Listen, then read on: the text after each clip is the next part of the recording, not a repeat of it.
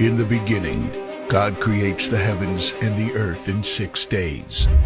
He makes Adam and Eve, who spend their days with God until they give in to temptation by eating from a forbidden tree. Sin enters the world, and things get so bad that God floods the earth and starts over with Noah and his family. Years later, God calls Abraham to follow him with the promise to make Abraham the father of a great nation.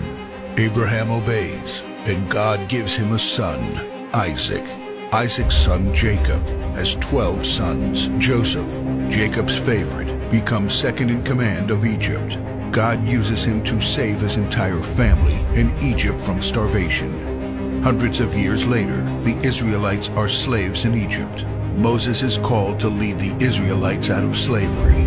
Joshua takes over after Moses and leads the people into the promised land. After Joshua, God raises up judges, temporary military leaders like Deborah, Gideon, and Samson, who protect and fight for God's people. The people tire of this leadership, and they call for a king. God gives Israel King Saul, King David, and then King Solomon. But it's all downhill from here. The people rebel. The kingdom of Israel is divided, and everyone turns their back on God. Prophets like Elijah, Isaiah, Micah, and Jeremiah warn that if people don't repent of their sins, there will be consequences. But the people ignore their warnings. The divided kingdoms are conquered, and God's people face captivity in foreign lands. People like Daniel show great courage and stand up for God when no one else does. Some of the exiled people return to the promised land, but for 400 years, God is silent. No prophets, no miracles, and no angel visitations. But then, the silence is broken when Jesus is born.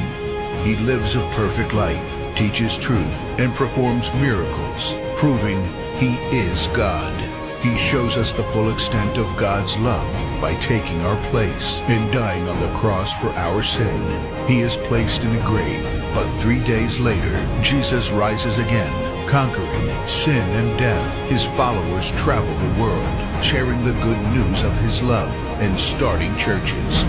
We now are part of this story, and we have the chance to change the world and share His love, because one day He will crack open the sky and He will return. It's the greatest story ever told.